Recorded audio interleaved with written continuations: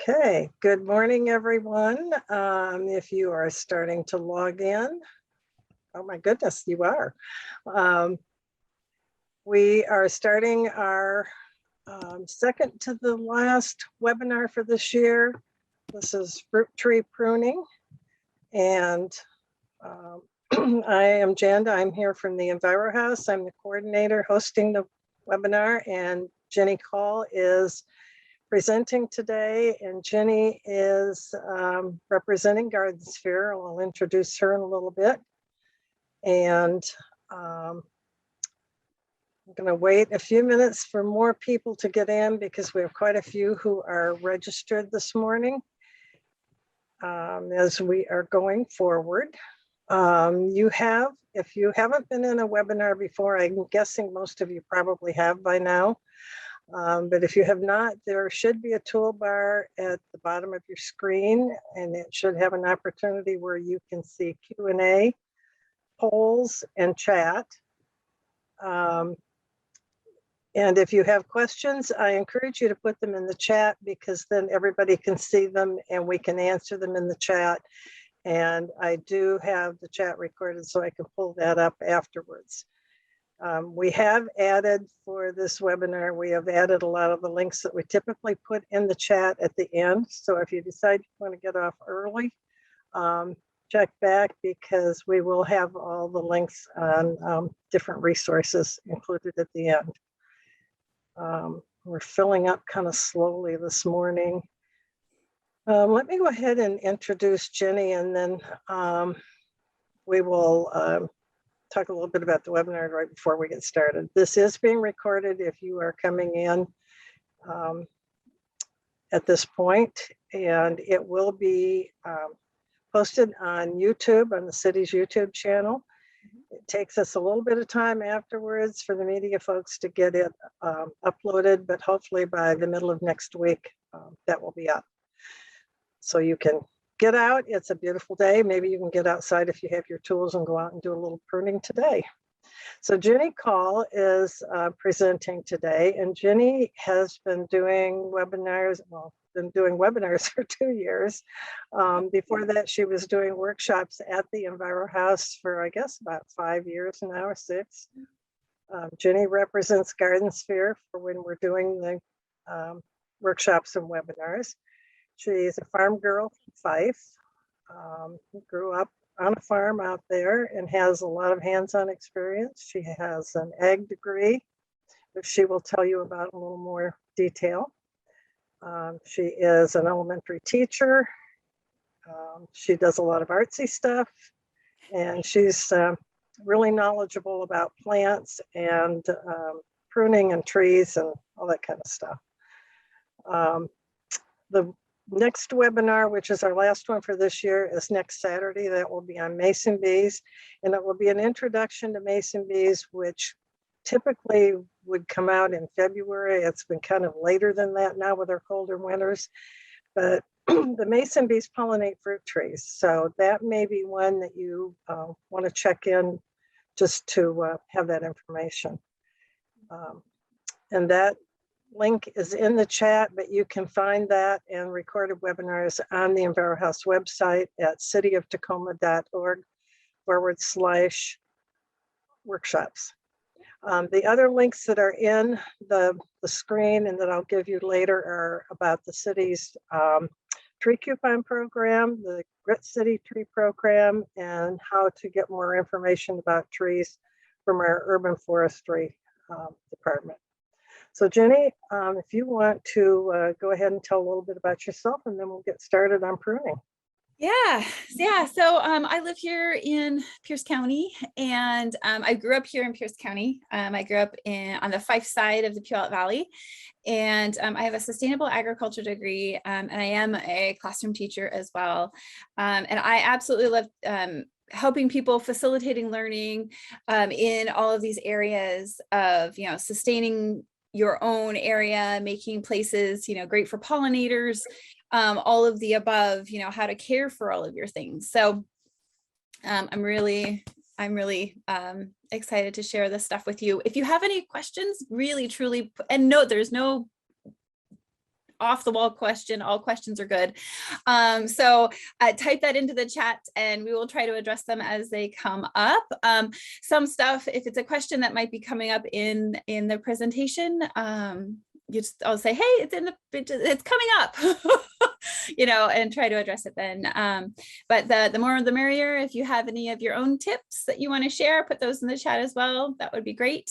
And we do have some polls. So I really encourage participation in the polls because it helps me figure out where we need to focus. And it's super helpful for everybody. So, I'm gonna go ahead and. Okay, so with that, we will go ahead and start our presentation. And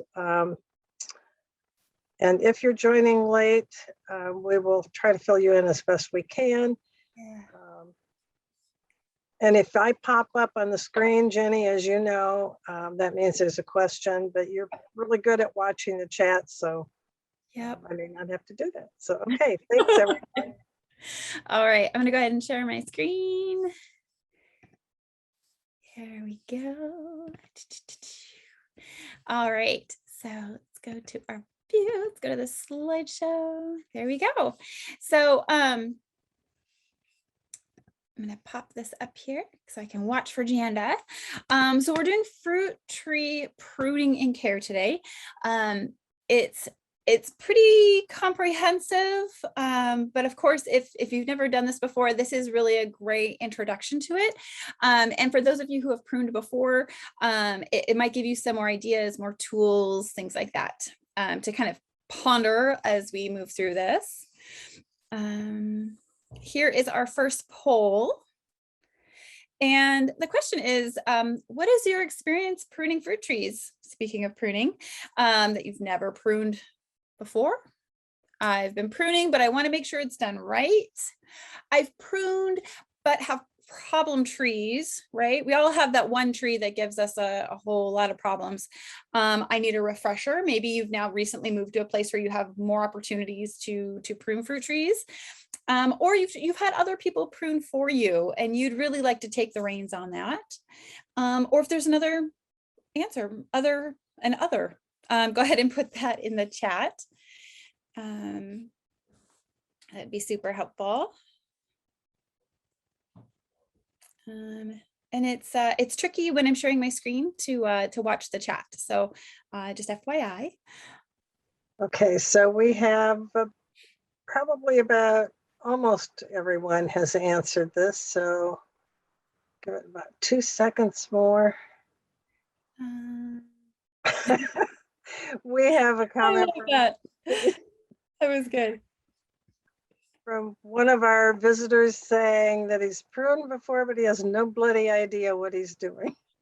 Which I would note that at one point I did have a question in here about other people prune for me and commenting about how that might not have been so good, but I took that one out. So, all right, I'm going to end the poll, share the results. Oop, sorry about that. Everybody can see that? No. You can't see that? I can't see the results. Oh, well, I shared the results. Okay, well, we have... It's okay if other people see the results? We have 50% of you. 50% of you who have said that you have been pruning, but you want to make sure it's right. Almost 30% said you've never pruned before. A couple of you said you've pruned, but you have problem trees. A couple more that you need a refresher. And others are basically not putting it in the chat. They're just saying other reasons. So that's all right. Okay, so I will stop sharing. And oops, let you go forward. Sorry about that. So that's really good to know. That's super helpful. The when and why to prune trees, fruit trees in particular, the palms and the stone fruits. Now there's a thing with plums, we'll talk about that in just a sec, that they really should be pruned when the trees are dormant. And generally a good time to do that is January and February. You could do it as early as late December. But sometimes we get strange weather. So January, February seems to be kind of the best time to do it, where we know we're guaranteed that they've gone completely dormant and it's cold enough. There tends to be, you know, a stretch of 3 to 4 days where it's nice and dry in January, February, because in March we start getting getting the rains back. You really want it to be nice and dry outside when you are pruning. The apples and pears, which are called palm fruits, and stone fruits, cherries, plums, peaches, anything with a pit, they all benefit from an annual pruning, all of them. Plums and cherries, you can prune late summer. Okay, so that would mean like August-ish, right? August to early September. Anything after early September, really, we end up getting a little bit too wet, and it really needs to start going into that dormancy. So you're going to have to wait till January, February to prune if you haven't done it in August or maybe that first week of September. They can be pruned, and they do benefit from that. In some cases, you'll end up with more fruit doing that late summer pruning, just because of its cycle going through. And it tends to work pretty well. Plus the weather's much nicer to burn during that time too. Pruning is it's encouraging the fruit to produce, it's lessening the pressure on the tree. So we'll talk about suckers, and suckers are things that you'll have water sprouts and suckers, and those things kind of sap energy and nutrients from the tree and lessen that going to the fruit. And so when you do prune those away, you're kind of putting that energy back into the fruit.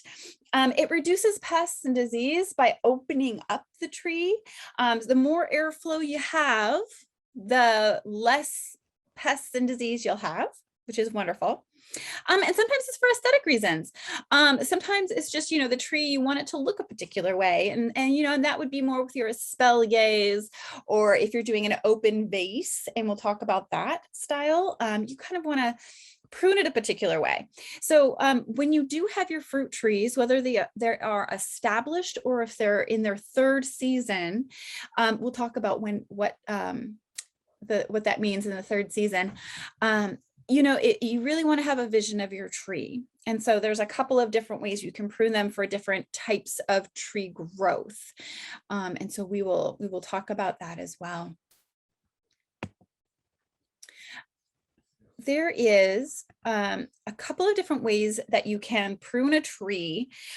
There is the central leader, which is typically, you know, it looks like a standard tree. You know, it's got that nice strong center going straight up, and then it's pretty balanced on either side coming down. Okay, so the central leader is your central branch of the trunk, and your branch is going to be right in the center. It's a very center-centric style. And then you have your modified central leader. So it is going to look more like a fan if you're looking at a tree head on. Okay, and it'll look kind of like if you looked at the tree from up above, from looking down at the tree, it'll look more of a kind of a mushroom shape when you're thinking about the modified central leader. And the open center, or the vase shape, what I was talking about earlier, is that you have this nice open space in the middle, and you have what I like to think of like arms coming out of the tree. So a lot of the older trees that you'll see, we have a lot of old apple trees and pear trees here in Tacoma and in Pierce County, and you'll see that a lot of them have these really strong scaffolds, or your base branches, your limbs, and they look like these arms, and they're generally 4 of them. And then from that, you'll see that it go off and spider off into your smaller branches. So that open vase really keeps it open. It lets a lot of light in, lots of air circulation, easy for water to come in. It really, really benefits from that, or like peaches really benefit from that. Late producing apples and pears really benefit from that. The nectarines, if you're growing western side types of nectarines, because there are varieties that work well here in Western Washington. Nectarines, those really benefit from that because they get a lot of sun exposure. Okay, you'll see these trees here. We've got the central leader style here with the apple right here. And then we have some more of the modified right here. It's hard to tell, they haven't been pruned back yet. Looks like they were left quite large in that picture, but those are the types that are pictured here. Right, here's our next poll, poll number 2. Have you used pruning tools before? No, I've never used pruning tools. Yes, I've used pruning tools. And go ahead and use the chat if you'd like, if you want to share what kind of pruning tools you've used, because sometimes that can be super helpful. Knowing. And while we're getting those answers, maybe mention a couple of the types of pruning tools. Oh yeah. They know what they may be answering if they're not familiar with the names of them. Yeah, so if you're bypass pruners, your anvil pruners, you've got various loppers. There are telescoping bypass pruners and anvil pruners, various saws. So, okay, I'm going to end the poll because we have most of our answers in, and I'll share that. And there are some examples in the chat if you can see those. Yeah, it's great. Okay. There we go. Sharing the results if you're not seeing those. And while we're talking about tools, before I get off here, I will put in the chat, if you have not used the tool library before, they do have pruning and garden tools. Yeah, they do. Camera on here a minute. The tool library has moved, and they're down in the Tacoma Public Library, the Carnegie Building downtown, and they're on the 2nd floor with an approach into the back. They're open on Saturdays, I think, until 1, and then they're open 1 or 2 other days a week in the afternoon. You can make appointments and go in. You can go online and look at their inventory and see what they have. And they take really good care of their tools. And sometimes they do workshops on how to use different kinds of equipment that they share. So that's a really good resource if you haven't tried that. And I will put that in the chat. So I'm going to stop sharing. Jenny, if you're not seeing that yet. No, I'll go ahead and go to the next slide. Okay, the answer on the pruning tools is about 83% have used some, but not all, and 17% have not used any. Okay, that's good to know. That's good to know. All right, so we are going to start talking about tools. So some of the tools that we like to use are the bypass and the anvil. And you see my little bypass versus the anvil. These are 2 really great diagrams to show kind of how they work. So the anvil pruner, you're going to use on dead, dying, kind of damaged stuff, because you can see that the cut, it really does cut right where it is, right? All the pressure, it's very equally divided, the pressure there. Your bypass pruner, it is going to put more of the pressure on the part that you're getting rid of, and it's going to give a nice clean, non-squished branch, the bypass pruner, when you use it on those tender branches, or say you're trying to get rid of suckers or water spouts and out of your tree. So it won't do damage to the healthy material. You can see how the bypass pruner, it hooks it it hooks it on the part you're going to be getting rid of, and all the pressure is there. So it can give a nice, clean, angled cut. Okay. And you can see that the is very rounded. Okay. When you use a bypass pruner, you want to make sure you use it as far back into the mouth of that pruner as possible. Okay. So it can really give a nice clean cut.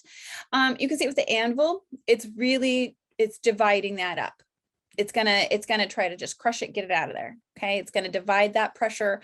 It is really up, down. That anvil part, it's got a nice pad there, and it's going to hold it in place so you can then cut that damaged or diseased branch out of there, or dead branch. Anvils work way better with that dead material, damaged material, than the bypass pruner. The bypass pruner really is to make those nice clean cuts where you need them. Both of them are hand tools. You can get various types to support. Say you have, issues with your hands. You can get different types that have different grips, smooth and rough for holding, things like that. There are lots of different types.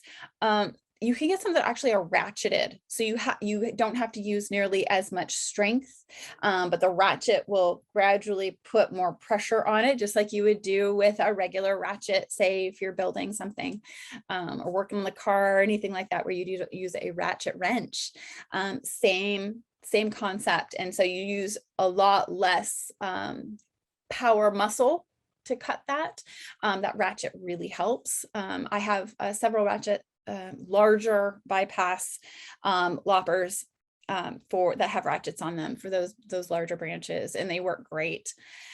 Telescoping loppers, so they have these wonderful handles that they snap, and there's a few different types. Some have a little clasp that you can open, and it just extends it, and then you close the clasp where you want it. Others have where you push in the little button, and then you slide it up and down. And the telescoping, all that means is that it's going to get taller or shorter as you need it.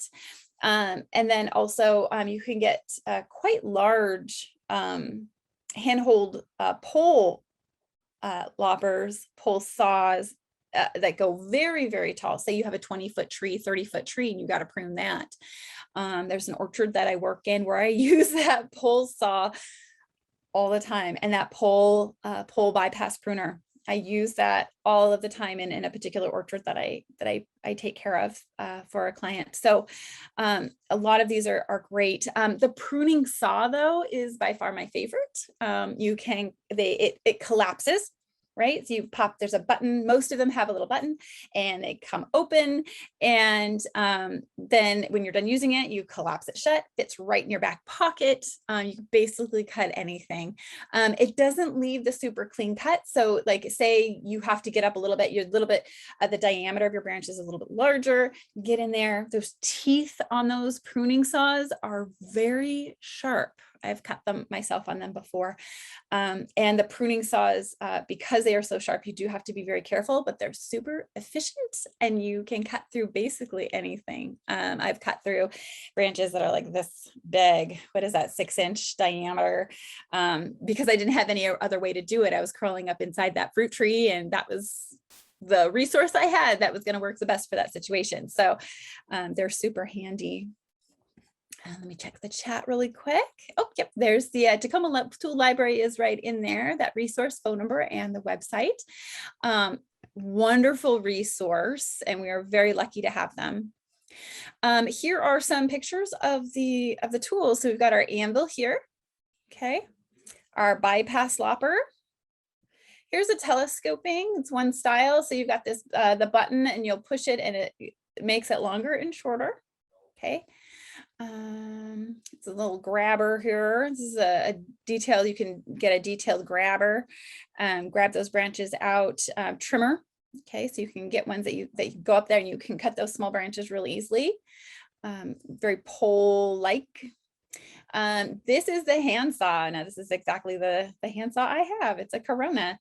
And you can see they get quite long, but then it just folds right up, goes right into your pocket.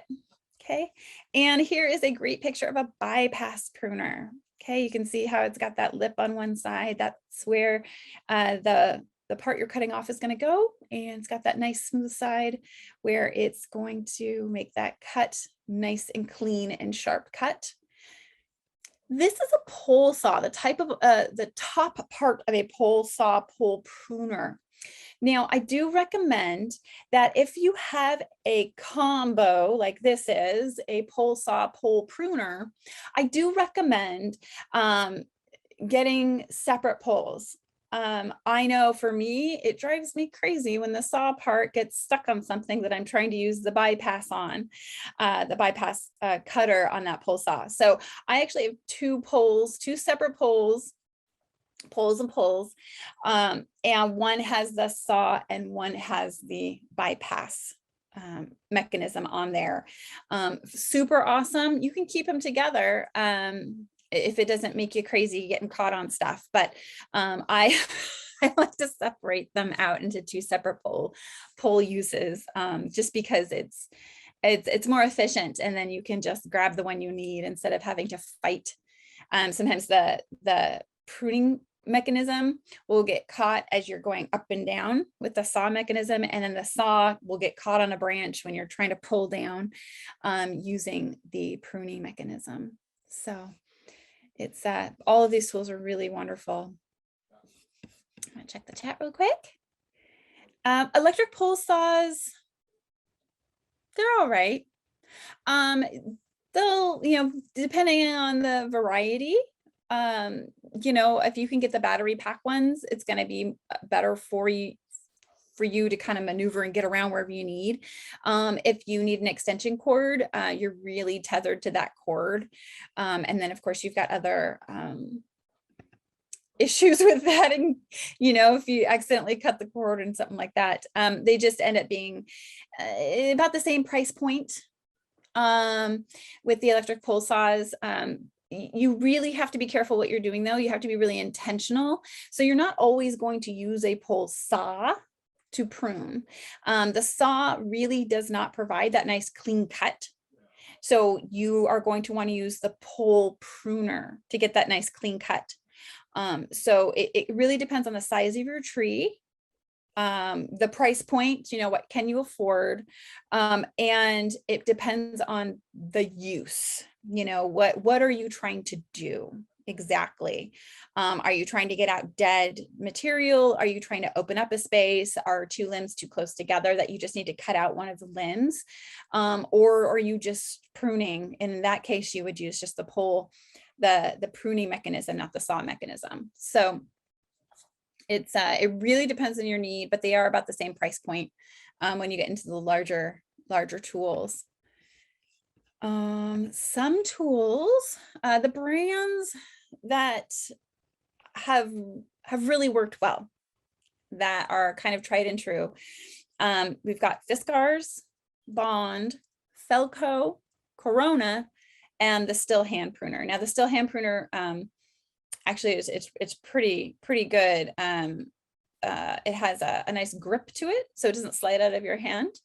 The most expensive tools, pruning tools, are the Felco, but I have to tell you, the Felco will last a lifetime. So they of course you'll have to get them sharpened, but they are very well constructed, but they are very, very expensive. Fiskars is up there. They can be expensive. Okay, it's a good brand. They are constructed well. Okay, Bonded Corona and that Still hand pruner, which is a bypass pruner, they are all in the same price point. My Corona hand saw I have had for almost 20 years. So it has lasted. It is rusty. It is gross. It has seen better days, but that thing, I sharpened that up and man, it is golden. So the Bond, you will have to replace the mechanism that can open and release that pruner. You'll have to replace that probably once a season. Same with the Coronas. Still, you have to replace that because they do wear out, the springs that are in there. And some of the springs are harder to get than others. The Still springs are fairly easy to get, and the Felco are fairly easy to get springs when you do have to replace it. But the Bond and the Corona springs tend to be a little bit trickier to get, and so you just try to kind of mix and match the springs to replace. The Bond tends to have a very smooth handle to it. Okay, so if it's really wet out, you know, if you're not careful, it may slip out of your hand. But I have a smattering of all of these brands, and they all work just fine. They all work well. They're all great tools. They just are at different price points. When you're using your tools, yeah. Touch on sharpening tools before you go on, or do you do that later? Yeah, we're going to touch on that. So the disinfecting in between is really, really important. So this goes for when you've stopped using the tools for the season. Okay, you're going to want to sharpen them, clean them, and you're just going to want to use alcohol. It doesn't have to be 91% alcohol, but it does have to, you have to sanitize and disinfect in between each use and at the end of the season. Because you don't want to spread disease or contaminate another tree accidentally. It always happens. So disinfecting is something you just kind of get in the habit of. I'll just carry one of those little wipes, you know, and keep it in my thing and wipe it up. No big deal. You are also want to keep them quite sharp. That's another really good point. Thank you, Janda. Because if your tool isn't sharp, it is not going to effectively cut, and you're going to get a lot of, you'll see the different reasons when we come to more slides a little bit later, why keeping them nice and sharp is super important. All right, here is our third poll question. What and or why should you prune fruit trees? And pick as many as you want there. We've got lots of choices. Reduce conflict and clearance, remove branches at the base and in the canopy, improving access to fruit, improving the structure or growth or the view that you have, removing dead or damaged branches, and other. And if you have some other whats or whys, yeah, I encourage you to put those in the chat. And I just noticed that I did not change the when to the what, but we're getting the answers anyway. That's okay. That's all right. So those are still coming in. I'm going to give that another couple seconds. It looks like removing sprouts and improving structure or shape. And this is a multiple choice. So 100% are doing it for both of those reasons. 92% are to improve access to fruit and open for growth. Yeah. In that and share the results. 92% to reduce conflicts and clearance, and then about 75% to deal with storm repair or to remove dead and dying branches. Yeah. We'll have to figure out why you're not being able to see these. Okay, so I'm going to stop sharing. All right. Sharpen tools, but how do you sharpen the tools? Yeah, so thank you, Howard. So we'll go into that a little bit. There are different mechanisms you can purchase to sharpen. There are, I had a sharpener over here recently. Oh, I don't see it. I did have actually a sharpener right here where I'm seated. Very recently. So you can get, there are stones, sharpening stones you can get. And you would sharpen, say with the bypass pruner, you look at the edge, you'll notice that there is a sharpened edge angle to it, and you would sharpen all the way across that on that angle, keeping that angle pretty consistent. There are sharpeners that they're kind of little plastic devices, mostly are plastic, they're square, and you run it through there's a notch in there and you run it through the notch. Most of pruning tools are pretty easy to take apart. There's a nut and a bolt generally, and you just take off the nut and the bolt and you can separate the two parts. You can sharpen them pretty easily. I don't take mine apart unless I'm doing a deep clean and oiling of my tools. And so I will use a stone a lot of the times, and I will just run it at that edge. Okay. I know at Garden Sphere, we do sharpen all pruning tools for folks, even, you know, hedge trimmers, things like that, hand trimmers.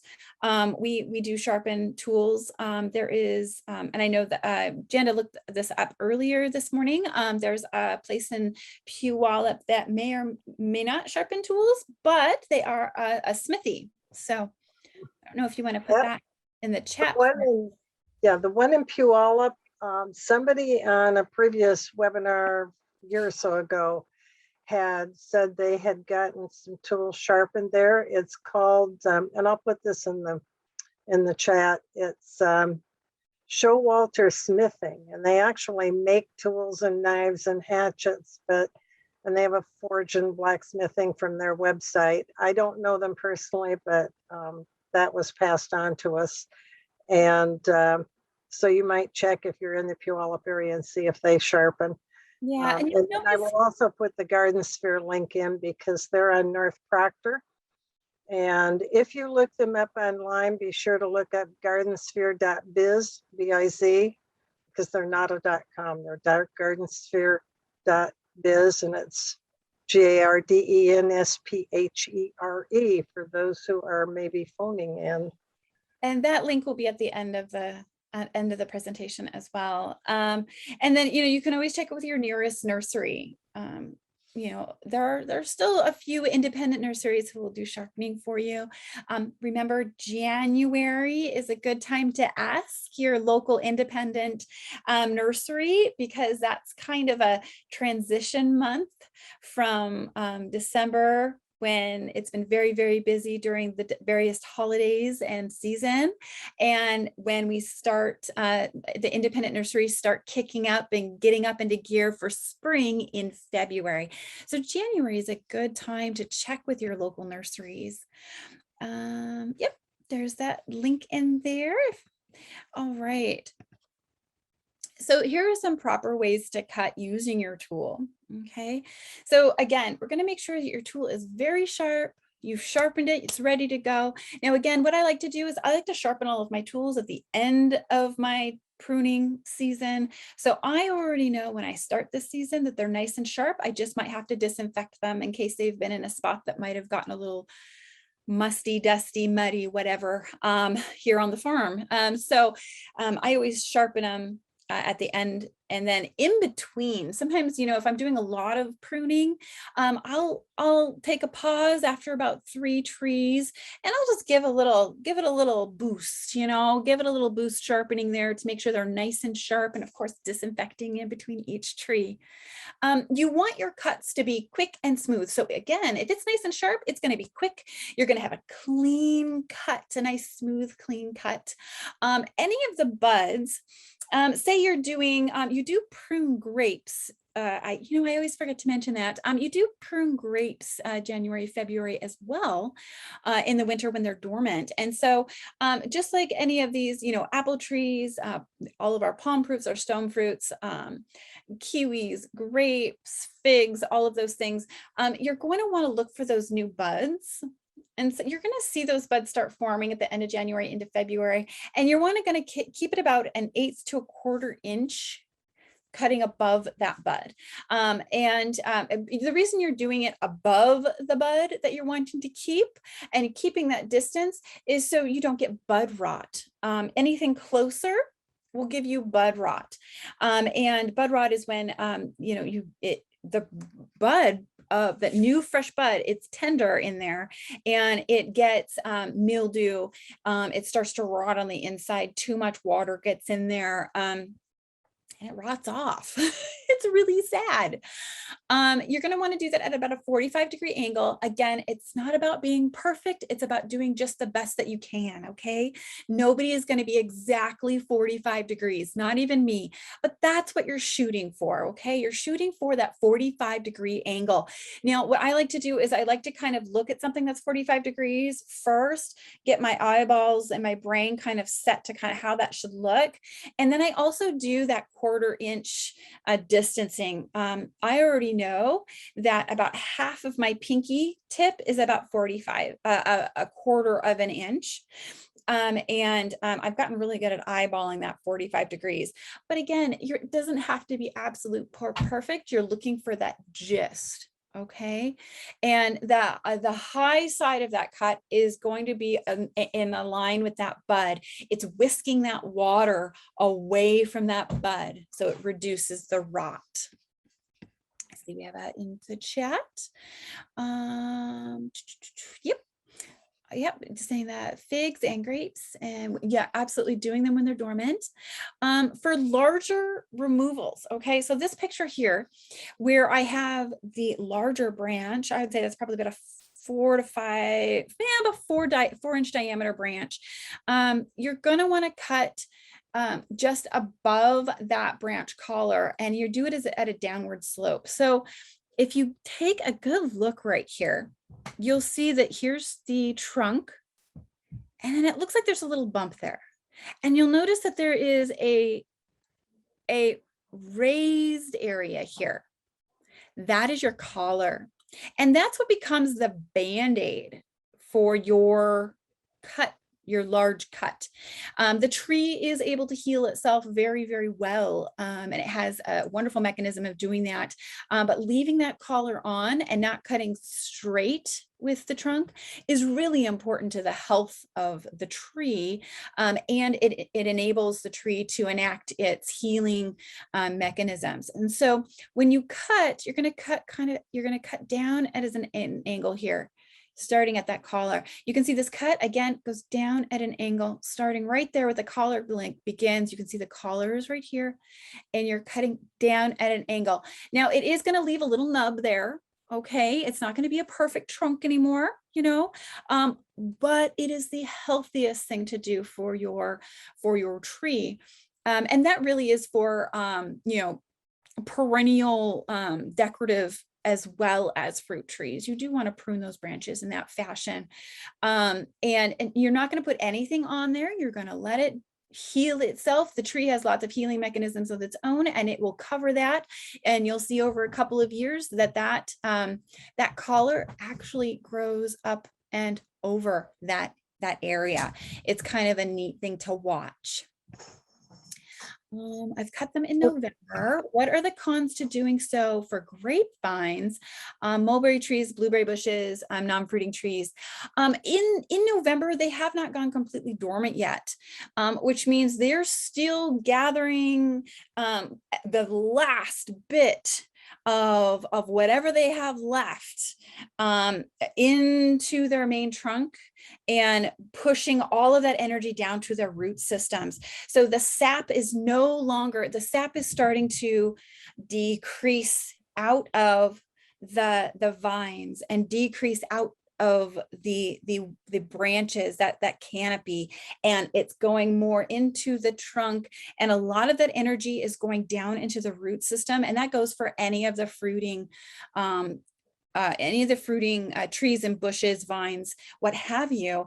And so in November, they're kind of in the midst of that transition.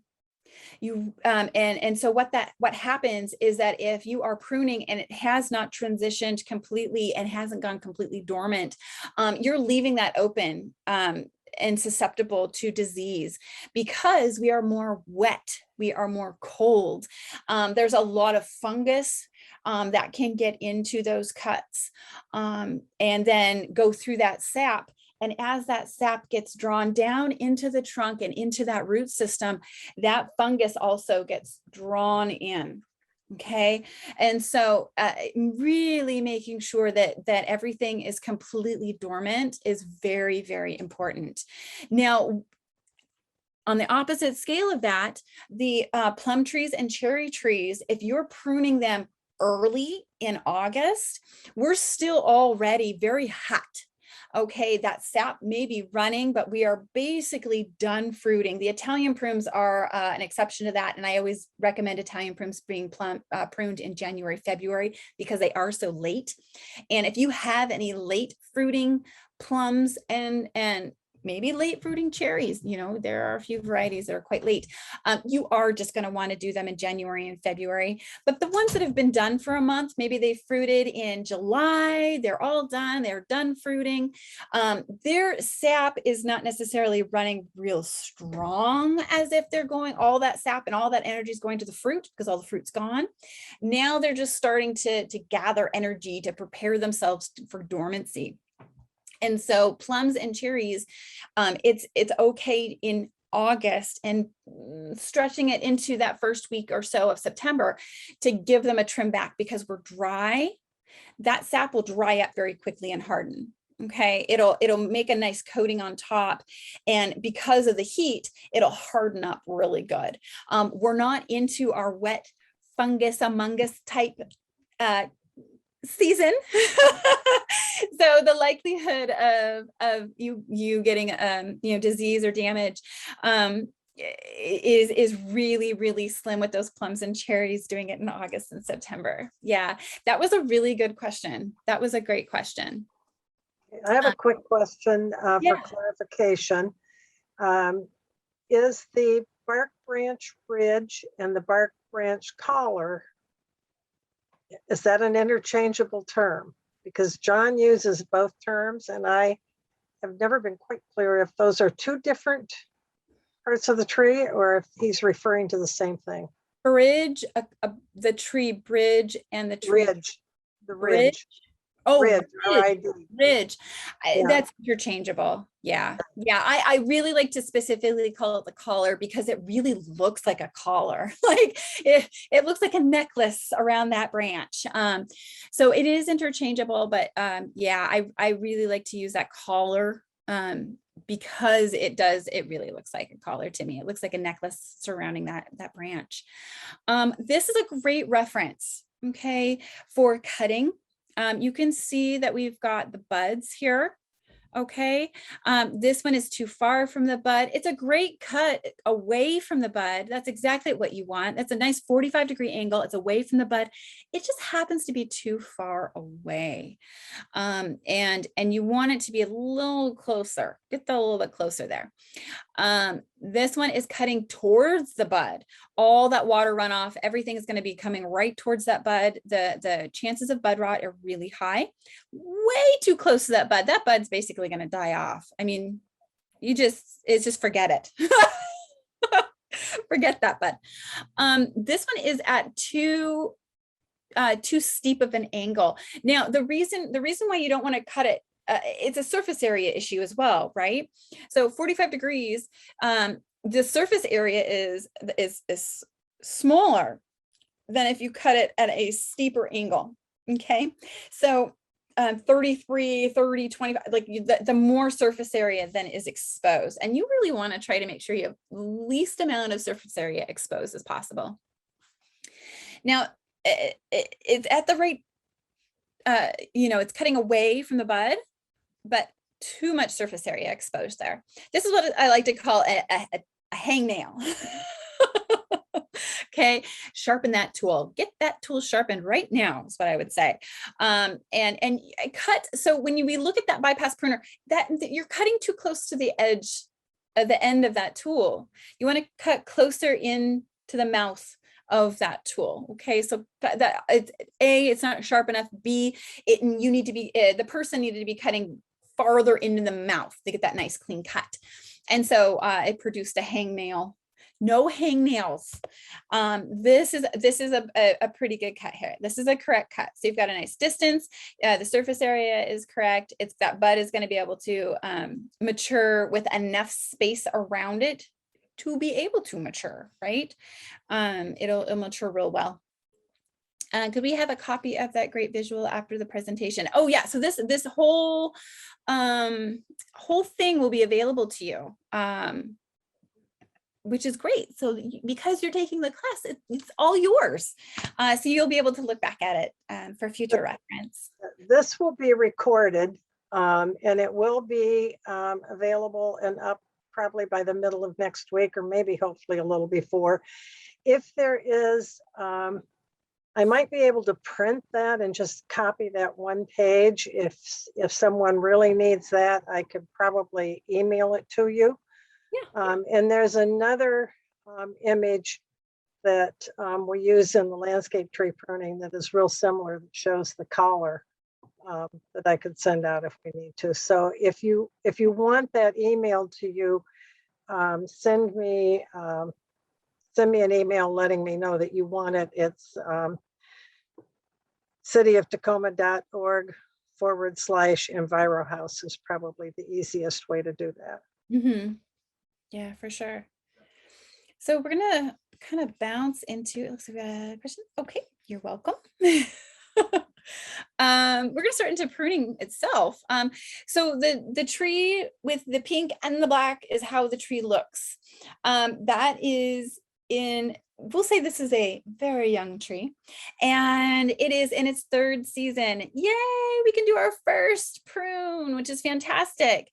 Now, I know that if you have planted new trees in the ground, it's really hard to leave them alone, right? But you want to let them be for the first 2 seasons. And now I use the word seasons, not necessarily years. I mean, I know I put years in there, but you really have to think about seasons as well when you keep that in mind. Because it's developing its root system, it's getting established, and you want that tree to be as established as possible.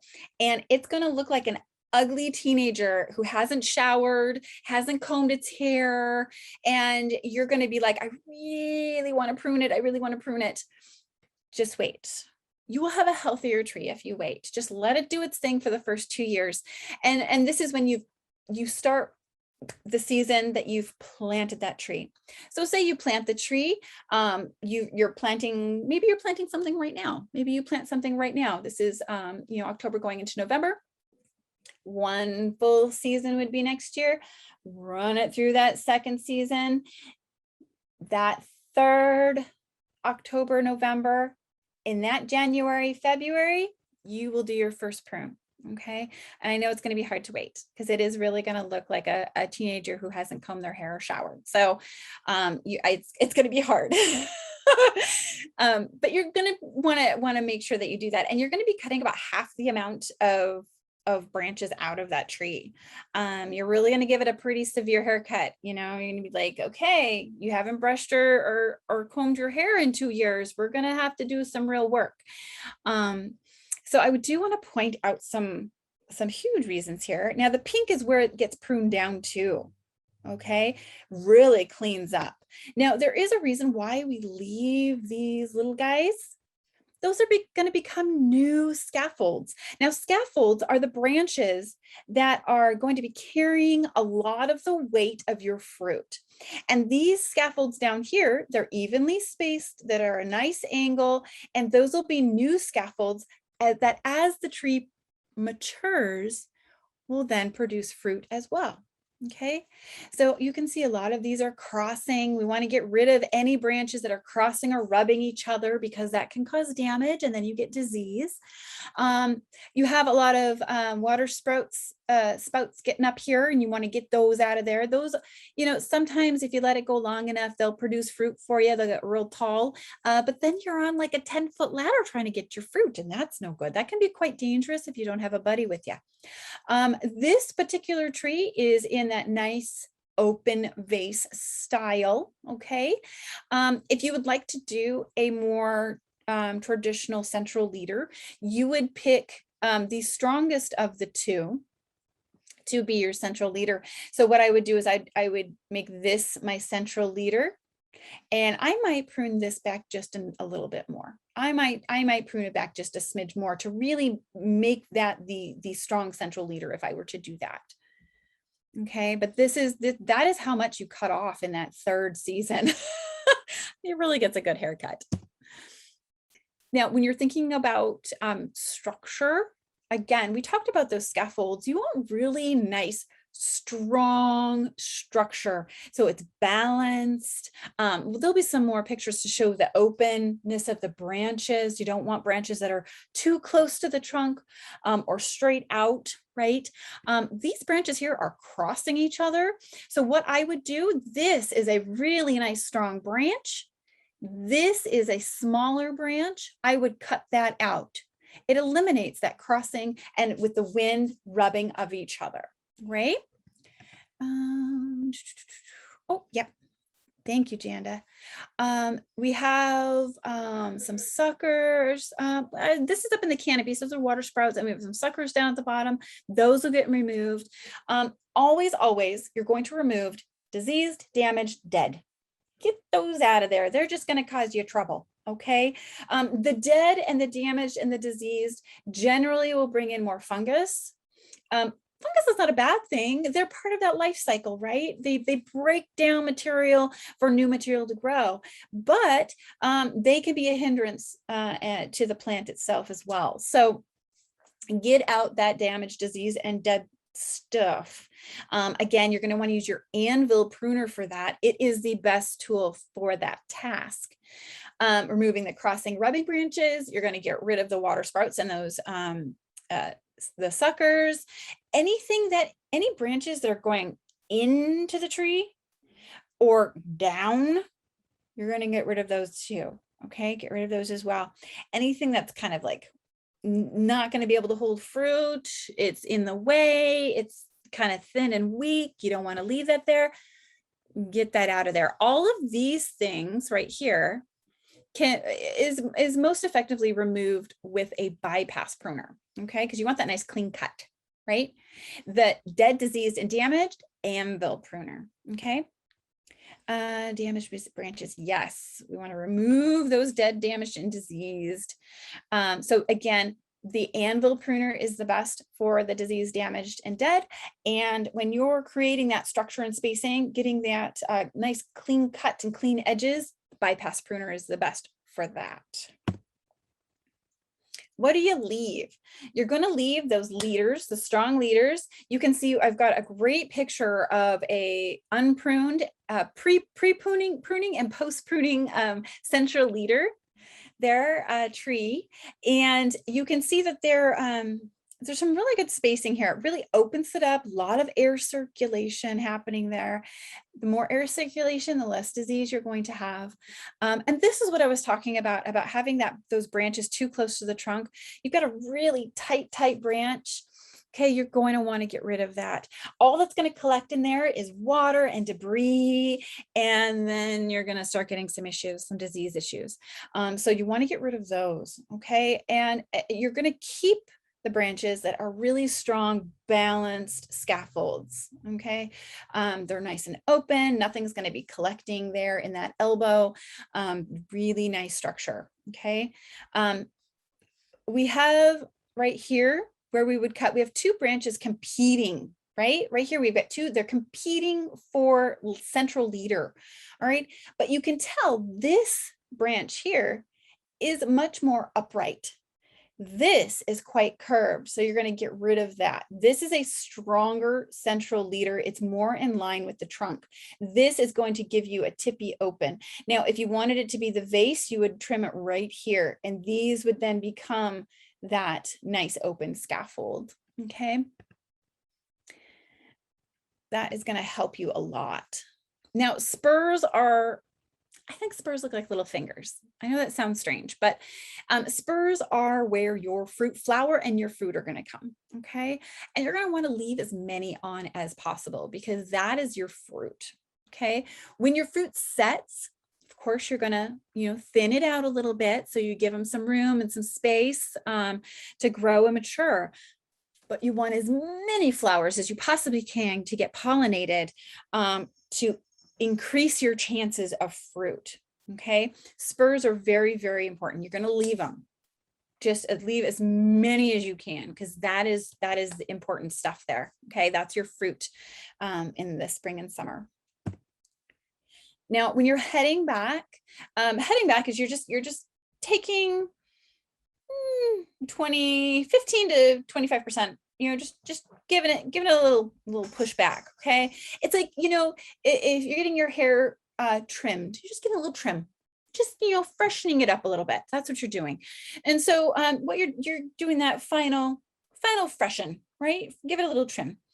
And so you're just taking those little tips, and you're getting, again, you're taking out things that cross, you're trimming it back, you're deciding what kind of tree you want, right? So in this image, we have the lot to cut back here, and it was decided to do a central leader. Now, if you wanted to do an open vase, I would take out those two central pieces here. I would take those two out if you're doing the central. You could even go back as far as here and keep these 4 really strong scaffolds for your open vase, right? But again, you want to these, I know that it's crossed here. Maybe one is farther back. Maybe it's a different spot on the trunk. I like to think that that's why they kept that, but you can tell they headed back a nice amount. And when you're heading back, generally there are no spurs there. You're just kind of tipping things out, and it encourages a lot of growth, and it can help support the fruit, because fruit can be quite heavy. We've had 3 branches break this year because of heavy plum production. All right, so here is our poll question here. What fruit trees do you have or want to have? You've got lots of choices here. You have your stone fruits, which are your fruit with the pits. For example, peaches and plums, nectarines, cherries. You have your palm fruits, your pears and your apples, kiwi, fig, espalier. Espalier is a type of growing style. Grapes are not on there, but grapes, we prune those at the same time. So grapes certainly can go on there. We should add grapes the next time. We should. I always forget about grapes because I do prune them in January when I prune everything else, and I always forget to add those because you do it at the same time. So we still have a few more who haven't answered, who I don't know if you're going to or not, but I'll leave it up here for a second. We've got a question here about weeping tree pruning, the mulberries and the cherries. Because they are a weeping style, you are still going to prune out for aeration. Now, I know with the weeping varieties, they can get pretty compact. Okay, and they can, when they're quite old. My parents have a weeping crab apple, and it gets really compact in a very spider webby way. It can, if it isn't pruned every year. And so you do still want to pick the strongest branches that are weeping. You want to give as much air support. Okay, give as much air support. Now the weeping, of course, they're all down like this. And so they're all coming down and cascading. So it is a little bit trickier with the touching part, with them crossing, but you can still tell where the branches are. And if they're really tight in there, you are going to want to do some pruning to air it out a little bit. It will take more time to prune a weeping tree just because of that. And of course, you're still going to get the water sprouts up above, and so you are going to want to trim those down, and you're going to get them, the suckers from down below. You're going to want to trim those out. But it's when you're dealing with pruning the canopy that can be very tricky because of its weeping habit. And it will take you longer. You're going to have to prune a couple out, step away from it. I do this anyway with all of the trees. I prune some, I step away, I look at the big picture, I pick a few more to trim out, I go back, I trim it, step away. It takes a long time to do, but I think you'll be more satisfied with your overall end result if you do that and take your time with it. It may take you a full day to prune, depending on how big it is, a weeping variety. Mature trees, yes, yep. All of these things you can use with mature trees. All of these tools and tips and pruning styles can be put right to mature trees as well. So before you go on, we have our poll results. Oh, right. Which I've been sharing. I will stop sharing that now in a second here. 77%, we didn't distinguish whether you have or you want to have, but 77% answered stone fruit. Mhm. 77% answered apple, pear, Asian pear, kiwi.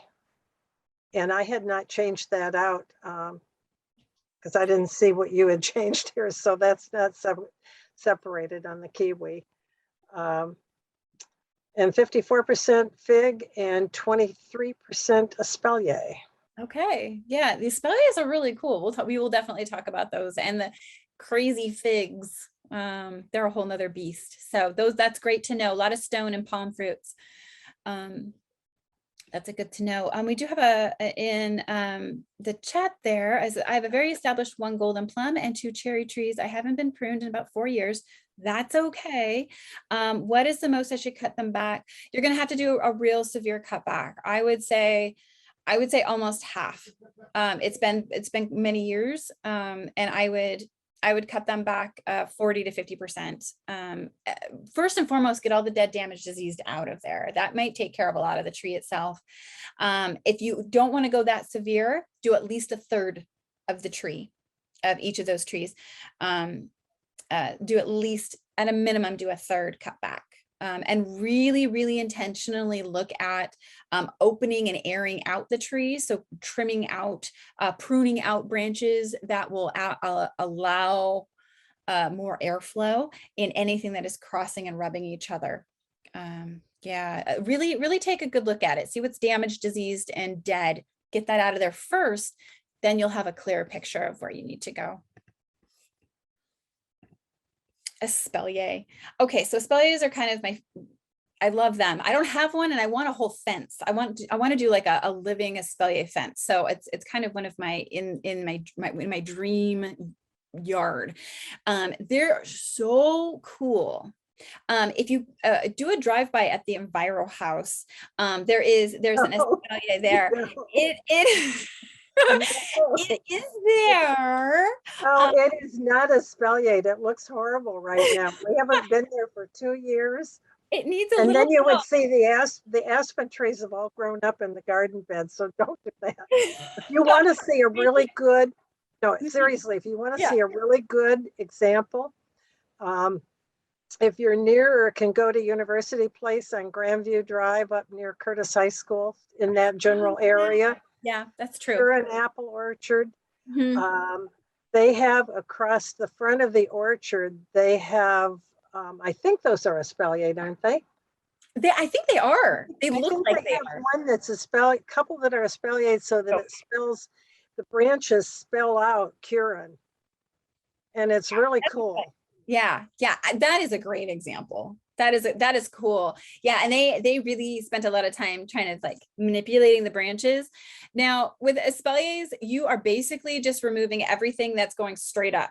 Now this particular picture, it is designed. Now espalier trees, you can train to do certain things. So this one was trained out and up. But if you are doing more of the style, more of the horizontal espalier, keeping them very horizontal, anything that's going vertical, you get rid of. Okay, and you're just going to thin it out a little bit. Anything that's dead, damaged, disease, of course. But espalier, you can turn any very young tree and middle-aged tree, depending on how much patience you have, into an espalier. Now it's going out.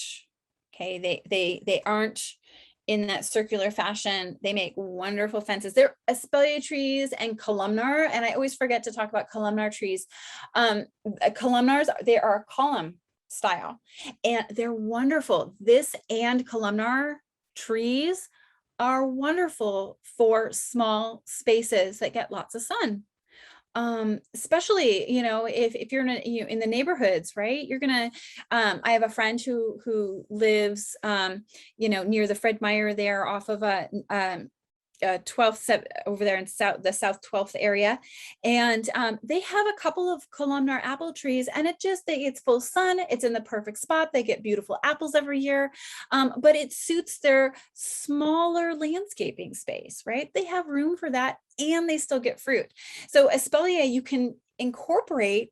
Maybe it's your fence line. Maybe you plant it within your fence line, and that becomes your living fence. I kind of want to do this with an espalier in my front.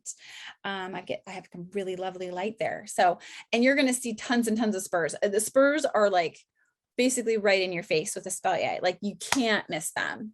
Everywhere that you see leaves in this picture, that's where spurs are. Okay, they get lots of sun exposure, lots of airflow. They do very well, little disease. You may get some rust, maybe get some black spot, depending on what the weather's doing and how the root system is doing, but they're really lovely. Figs, you can do anything to a fig and it will still come back. Okay, figs are resilient. They'll be like, hey, so you just chopped me down to about 2 feet tall. Yeah, I'm still going to shoot off some branches. There are several varieties, the Olympia fig, the brown turkey fig does well here. There's several varieties that do really, really well here. You don't need to have 2 of them. They don't need to cross-pollinate. We have one at Garden Sphere that it's like part shade, part sun. So it's not even in full sun and it still fruits every year. Super forgiving. I mean, if you want to start with a fruit tree that will just really let you go through trial and error, a fig is a great one to do. Tree wound. All right. So when you're pruning, this is a product that you're going to see on the shelves, and it is something to avoid. Okay. I talked about how trees are easy to, they can heal themselves. They have that healing mechanism. They will come in and create a scab over their cuts. Okay. They can do that themselves. All right. They have their own ways of immune systems, of fighting off disease and fighting off all of those things. And so tree wound, basically what tree wound and any of the products that go along with this that say, hey, cover your cuts, you're basically sealing in anything that doesn't need to be there, right? You're sealing in any funguses, you're sealing in any diseases, you're sealing it all in, and it's going right into that wound. That immune system response, it can't respond correctly. And so a lot of times what you're going to see is you're going to see rot forming there after about a year or 2. You're going to see rot happening, and the life span of your tree is going to diminish. It really does do more damage to your tree. I know that a lot of folks really really want to use them, and it's in the stores, but it is not worth it for the health of your tree. Jake says, I want to do this on my fence with a kiwi. Kiwi you can do this with, the espalier. Kiwis are a vine. If you are going to do a kiwi in that fashion, right, it's a vine itself. It is very, very heavy. You are going to want to use something that is a metal. Okay, steel fencing is going to work right for that because it'll take the weight. Kiwis are very, very, very heavy. Wood, over time, the kiwi will get so heavy it'll actually break apart that wood structure. I've seen a lot of farms who, when they thought, okay, we're going to do kiwi, say they have 10 females and they've got 1 male kiwi. You do need a male and female for kiwi, and they had them on wood structures with type of wood structure arbor, and they had the metal wire going through. It just collapses, and they ended up having to build metal structures for them anyway. So do yourself a favor, make sure if you do kiwi, you've got a nice strong metal structure for that fruit to continue on. Grapes. Grapes also do much better on a metal structure. They're not nearly as heavy as a kiwi, but having that stronger structure will help them, and in the long run help you.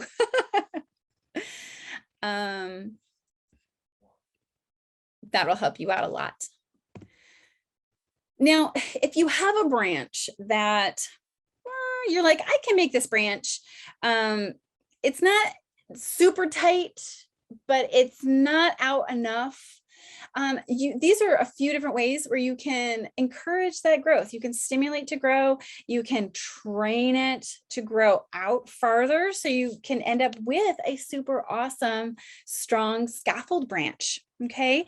And so, you know, that you can use, these are called spacers. We have a clothespin there. We have a little weight. Now, if you do use a weight, make sure it is a very light weight. Okay. You don't want something where it's stressing that branch. You just want to give it a little weight to get it to pull down, and you'll have to monitor these. Right. So you may need a larger spacer over time to really train those branches out, but you can totally do that. It's just something you'll have to watch as you go through. Some things that you need to consider, right? Okay, so there are oils and sprays that you can use. I use neem oil pretty religiously. I do it several times a year. I will give everything a spray after I have pruned. Don't do it before you prune, because then you've just wasted all that product on limbs that are not even there anymore. So if you do sprays, a great time to do it is right after you do your pruning, because of course you're picking a time frame that has at least 3 to 4 dry days. So you're letting it dry out for a day or two, you prune, and it's got a couple of days to stay nice and dry to start that healing process where those cuts are.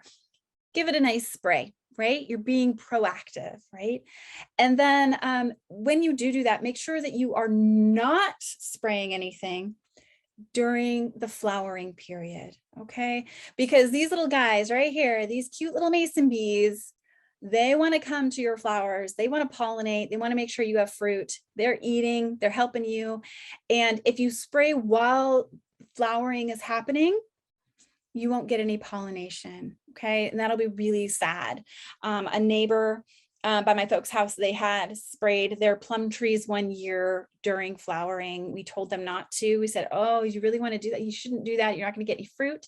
Sure enough, they got no fruit.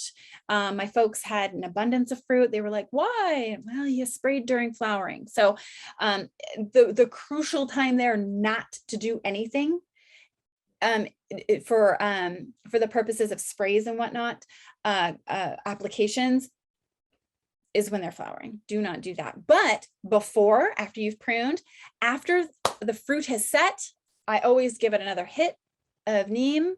And I put that on there after the fruit is set. Then I'll do it again, kind of towards mid end of the season, not right where I'm harvesting, but maybe about 3 weeks before I harvest, kind of hit it all the way through. If you're doing apples, you're going to want to get apple maggot traps. They were very difficult to find this last season. And so people got very creative and they used the fake apples and then stuck them on. Lots of ways to do that. But what you're doing is you're drawing in with that apple maggot pheromone, no matter what you use. Red is the best color.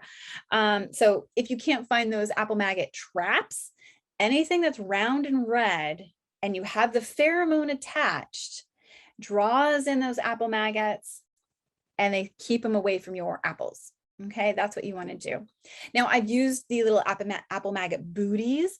They kind of look like nylon footies that you can get in stores, but you can get them in bags of like 120.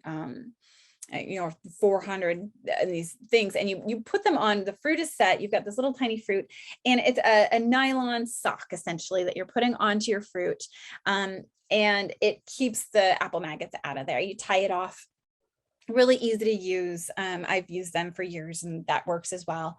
The cuddling moth traps, fantastic, especially if you're doing science at home, because it has a grid inside, so you can actually monitor and get its life cycle, get that coddling moth life cycle based on checking that trap, counting it out, documenting. It's really cool. But they do help trap those coddling moths. Again, there's a pheromone in there that is drawing them in.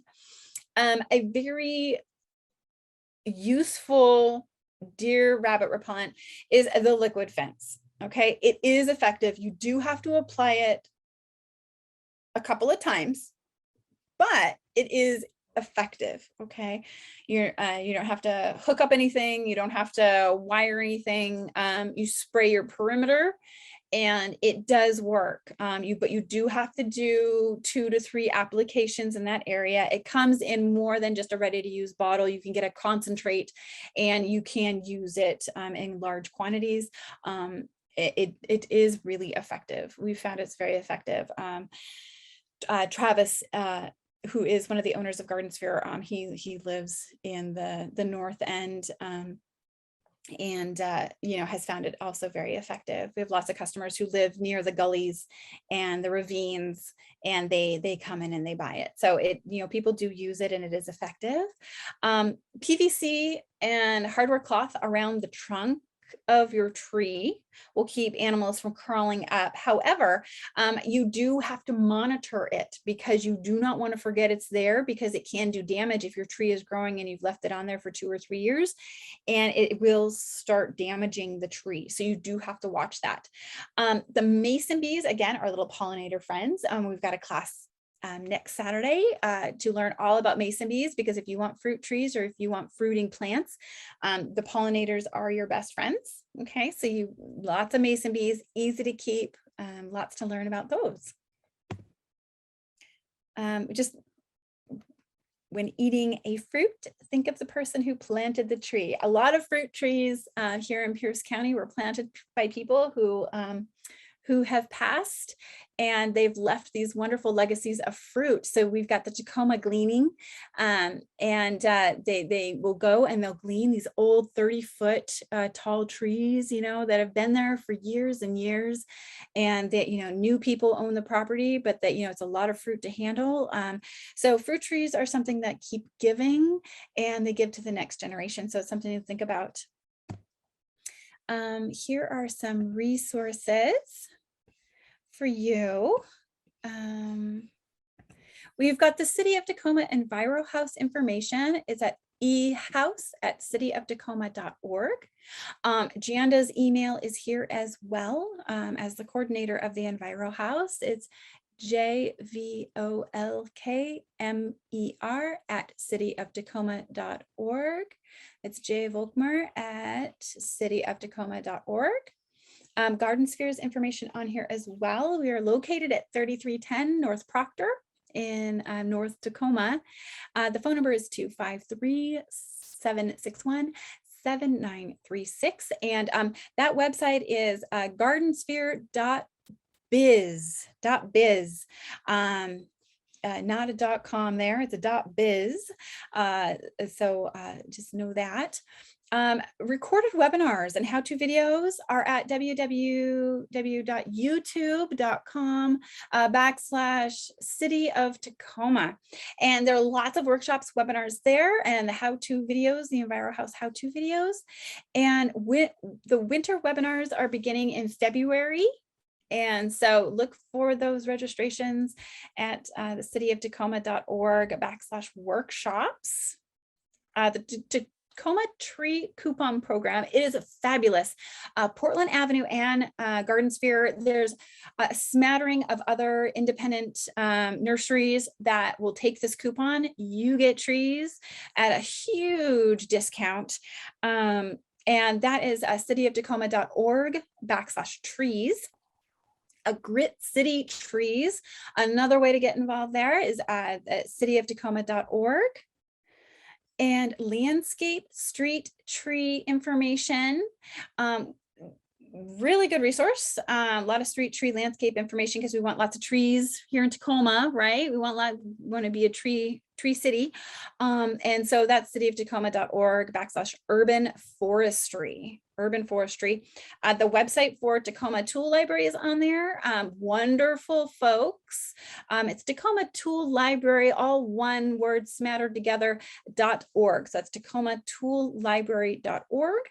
And then the USDA has a wonderful how to do landscape trees and prune those landscape trees. And that's fs.usda.gov/tree search/pubs/1260. Forward slash. Those are all forward slashes, right? Backslash. They're a slash. Okay. .gov/tree search/pubs. But if you just do, if you just Google USDA how to prune trees, you'll come up with that. I believe come up with that. It's a very, very thick. Don't download it unless you want the whole thing because it's a sizable publication. But they do have really good information, and particularly on landscape trees. And they have a good diagram of the branch collar and all of that kind of information. So we're trying to read these out loud so that people who are maybe phoning in will have access to this too. Yeah. All of this will be on the City of Tacoma YouTube channel coming up soon. And we've included, if you want to register for the Mason Bee workshop next Saturday, that will be our last one. And then we will start again in February, probably start with Jenny because we usually do this one again in February. So if you need a refresher, check that because the end of January, the beginning of February, we will repeat this and then bring in some new things too. I'll remember grapes. And columnar apple trees. I always forget those too. Yeah. Okay, well, if there are no other questions, thank you everyone for attending. And yes, the question about having a replay, it will be, as I said, it is being recorded and it will be online. I don't know if we'll be able to edit out that little glitch in the middle, but we'll see if we can. Take a look at the City of Tacoma youtube.com/City of Tacoma. And then when you get to that site, it has everything, city line, urban green, it has everything the city has put on YouTube. So use the search and look for the EnviroHouse playlists. There are also how-to videos on there that Jenny has done several of. We did a bunch last year on container plants. There's one that Sastra Finn has done on blueberries and planting onions and planting all kinds of other things. So both of those are really good resources. So we did have a couple more questions come in here, Jenny. If it's been top chopped, it really, I would just take it down. Yeah. That's sad. I'm sorry that happens.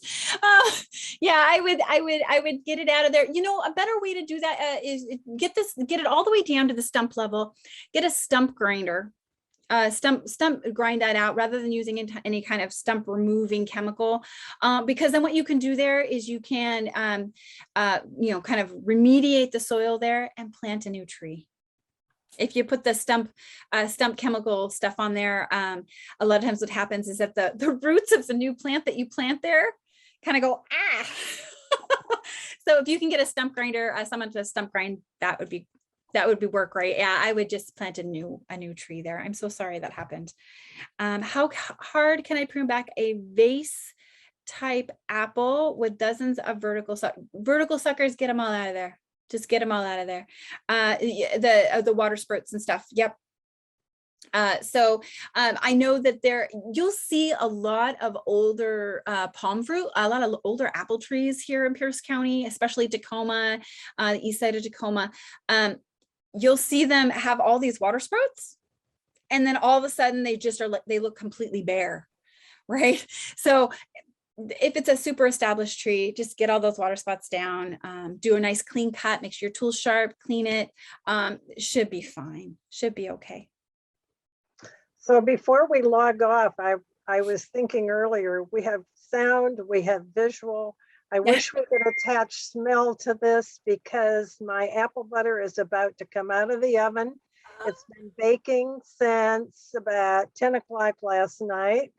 And my apples are really juicy. So I started out with something like about 30 quarts of apples that we were preparing. And I have about half, it's cooked down now to about half of a roaster pan full of apple butter, but it's really, really thick. So I bet it smells wonderful. it does smell wonderful. And I'm going to go can it now. And Hal is still, I think, on our